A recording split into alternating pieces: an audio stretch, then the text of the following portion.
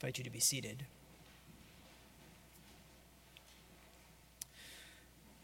Today's gospel is rich in imagery and rich in story. It helps to reveal Jesus' identity, and it helps to see how in that revealing, we ourselves are invited to our own encounter with God through him. It's a long gospel, and we're going to have to leave the second half of the gospel, the scene of the stupefied disciples and Jesus' teaching of sowers and reapers, for another day, another year. Today, instead, we're going to focus on this very personal encounter between Jesus and the woman at the well. And we will focus on two specific details, the time and the bucket. Jesuit James Martin is a leading advocate for the LGBTQ plus Catholic community in the United States, and he's written extensively about the woman at the well. He points out that time is a crucial detail in our gospel. Martin asks, why are we told what time it is in today's gospel? Who cares if it's noon? When Jesus heals the paralyzed man in Capernaum, for example, we don't hear it was 2:30 p.m. But here in the story of the woman at the well, we are told in a very specific sentence, it was about noon. Martin notes that this Samaritan woman is drawing water from Jacob's well at the hottest time of the day, a small detail that tells us a large amount about her. Those of us who are familiar with hotter places where well water is the primary source of hydration, know that filling up at noon is not a really good idea. Instead, women, and yes, still to this day, it is mainly women who fetch water from wells. Well, they come to the water pumps at the earliest time of the day, in the morning, when it is coolest. It's not just practical, but almost essential, as especially in the Middle East, the temperature can rise to 40 degrees or more. Well, as our gospel unfolds, we find out a little more than just the time. We find out that our woman at the well has been married 5 times and is currently living with a man who is not her husband. Martin very delicately states that she has what you could call an irregular sexual past and present. And because of the irregularity, our woman has been ostracized, either by the women in her community or the whole community itself. So she must come to the well at the hottest time of the day, when no one else is there, so that she is alone. Our woman is a woman on the margins. Because of her past, and perhaps for several other reasons, Jesus probably really shouldn't be speaking with her at all.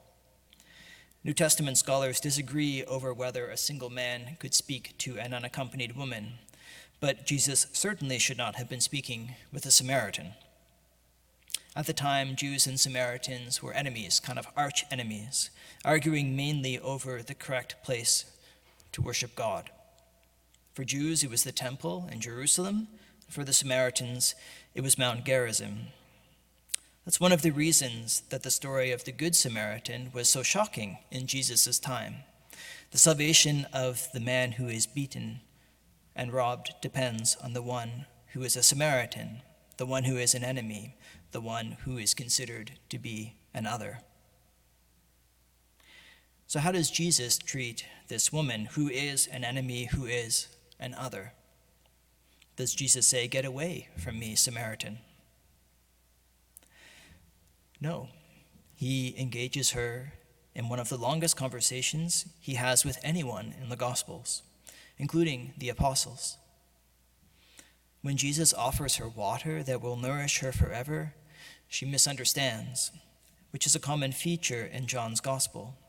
But then after he reveals himself to her as living water, a title that he has not shared with anyone else, she leaves her bucket behind and goes to proclaim the good news to her people. She has become an apostle, not one of the 12, but one who is sent. The very meaning of the word apostle. A New Testament scholar compares her leaving behind her empty bucket with Peter's leaving behind his empty nets. Both of them leave something behind, something empty, to become apostles of Jesus. The usual focus on this gospel is Jesus' revelation of himself as living water, an image that would have had an incredibly resonant connotation in the hot and dry Middle East. But instead, Martin has encouraged us to see how it's just as important to see our gospel today as how Jesus treats someone on the margins, a woman with an irregular sexual history.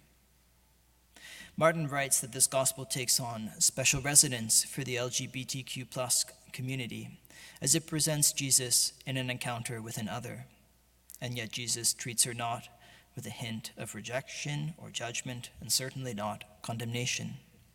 Instead, Jesus treats her with respect, compassion, and sensitivity, which fills her with grace. Noon is the time for this woman on the margins to be filled with grace. Noon is the time for her to encounter the living water of life. Noon is the time for her to change and to become an apostle, a disciple of Jesus who tells everyone who she knows to go and meet the one who has told me everything I have ever done. And noon is the time for us to do this for people who feel excluded in our church and society as well. It's also noon in our church today, noon in our city, noon in our world. And it will still be noon for a long while. How do we live as Christians with the knowledge that the time is noon, even as we encounter the living water that offers transformation? Well, I want to talk about the bucket and hope that that might give us an answer. When we meet the Samaritan woman, she has a bucket. And to be honest, she's a little bit cheeky with her bucket. She sort of mocks Jesus. How are you going to get the water? I've got the bucket. She comes to the well with the bucket for a very practical reason. She needs to draw water, water that will sustain her life. The well is a physical place in her life, and it's related to the very physical aspect of her survival. But we see in our gospel that the well is also a spiritual place. Jacob's well is the center of her cultural and religious heritage. It's the place from which she probably draws understanding and meaning in her life. It's a place in which we see how she struggles with that heritage, a place in which we see how she's outside her religious life and her cultural community. But on that day, she encounters Jesus, who tells her that there is living water that can well up within her and inspire a different kind of life. If that is true, she would no longer need to carry her bucket to this particular well. Well, I think that in all of our lives, we receive a bucket, a container in which we gather understanding of ourselves, understanding of others, understanding of our world.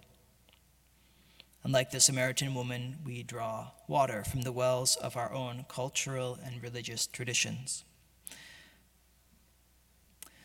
But the interesting thing here is we have to ask ourselves if we are like the Samaritan woman with her bucket. Are we open to having encounters that challenge the limitations of our buckets, that challenge the limitations of what drawing water looks like? We know by habit that we will return to the wells that we know, but Jesus offers us a different choice. Can we be like that Samaritan woman and open ourselves to him? Open ourselves beyond the well-worn ways of thinking and being? Can we move beyond the wells of our ethnic, nationalistic, religious, and gender differences? Can we instead allow the Spirit of truth to flow in us? Bring living water that blurs and even erases old divisions and distinctions? Can we encounter Jesus, the living water, and put that into our bucket, draw from that source to sustain our lives? When we encounter Jesus, can we listen and say yes to the invitation to dip our buckets into the living water that promises to overflow and sustain us for all eternity? Amen.